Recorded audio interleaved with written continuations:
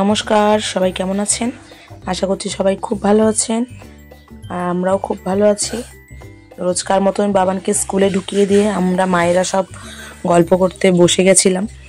তো এক ফ্রেন্ড আছে, এই ক্যাম্পেই থাকে, তো বললো যে চলো সবাই আমাদের বাড়িতে চলো আজকে।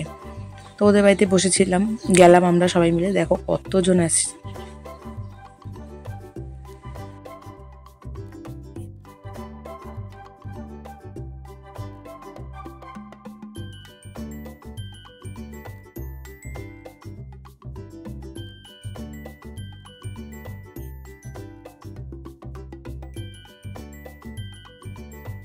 দুজন আছে যারা সেম ফ্ল্যাটেই থাকে, একজনের এদিকে একজনের আর একদিকে।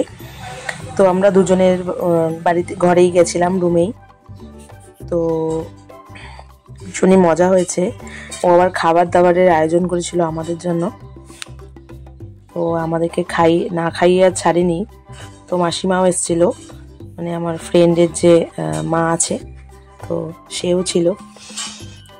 তো কথায় কথায় জানতে পারলাম উনি নাকি জলপাইগুড়িতে ওনাদের বাড়ি। তো আমার তো খুবই ভালো লাগছে যে সবাই ভিতরে ঢুকে গেছি।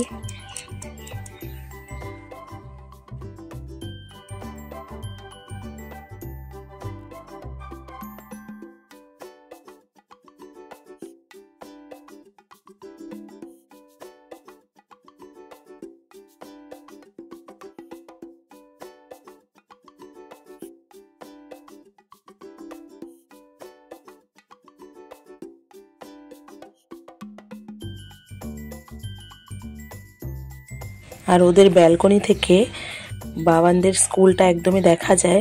ওই যে দেখতে পাচ্ছেন ওদের স্কুলের সামনে যে পার্কটা ছিল, যেটা ভিডিওতে হয়তো আপনারা দেখেছেন, সেই পার্কটি। এটা হচ্ছে সামনে ওদের যে কোয়ার্টারগুলো আছে সেটা। তো সবাই মিলে এখানে গল্প করছিলাম। আর পাশে বললাম যে একটা ফ্ল্যাটের মানে এর মধ্যে যে দুজনের বাড়ি, তো ও হচ্ছে আসামে থাকে, ওরা আসাম থেকে এসছে, ওর হাজব্যান্ডও আসামে থাকে। তো এখানে পোস্টিং হয়েছে, তো ওরা এখানে থাকে। তো এখন আমরা ওর রুমে যাচ্ছি। ও বললো চলো এসছে যখন তাহলে একটু ঘুরেই যাও। আর ওর কথাগুলো শুনতে না ভীষণই ভালো লাগে। ও যেহেতু আসামে বাড়ি, একটু কথার যেন একটু কীরকম, মানে হিন্দিটাও খুব ভালো একটা বলতে পারে না, আর বাংলাটাও খুব ভালো একটা বলতে পারে না, মানে আদোভাবে বলে। তো ভীষণই ভালো লাগে। তো সবাই ওটাই বলছিল এই সময়টা। তো এখানে আমরা একটু ঠান্ডা সব খেয়ে নিয়েছিলাম, যেহেতু বাইরে প্রচণ্ড গরম ছিল। যাই হোক, তবে কালকের দিনটা এতটাই মজা হয়েছে যে বলার বাইরে। ওরা আবার প্ল্যান করেছে যে ওরা ইয়েতে যাবে, ড্রিমল্যান্ডে যাবে, শিলিগুড়িতে ফুলবাড়িতে যে ড্রিমল্যান্ড আছে সেখানটায় যাবে সবাই মিলে। বাট আমি যেতে পারবো না, আমার খুব কষ্ট হচ্ছিল, কারণ আমাদের বাড়ির পাশেই হচ্ছে বিয়ে আছে আমাদের, ওরা রিলেটিভ হয়, না গেলেই হয় না।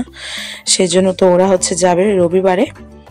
তো যাই হোক, সোমবার থেকে আবার বাবানের সেই ড্রেস পরে স্কুলে যাবে। আজকে আবার ড্রেসগুলো সব আমি ধুয়ে দিলাম ওর, যাতে ওর পরে আর কোনো না হয়। ড্রেসগুলো যেহেতু অনেকটা মানে নতুন, না ধুয়ে পরানোটাও ঠিক না। আর জুতো ফুতো সবই ধুয়ে দিয়েছি, কালকে মার্কেটে গেছিলাম, সব জুতো নিয়ে এসছি ওর। ফিরে যাচ্ছি আমাদের গন্তব্যস্থলে। ওদের বাড়িতে আজকে খাওয়া দাওয়ার একটা প্ল্যান করেছিল, সবাই খাওয়া দাওয়া করে তারপরে আবার আসার সময় একজন আবার ওর হাজব্যান্ড মানে বাস চালায়। তো বাসটা ফাঁকা ছিল বলে ও বলছে চলো তাহলে আমি তোমাকে কিছুটা নামিয়ে দেব। তো যেতে চাইছিলাম না প্রথমে, তারপর জোর করাতে তো আমরা এই যে বাসে করে যাচ্ছি। বাসটা একদমই ফাঁকা, বাবান তো ভীষণ এনজয় নিচ্ছে।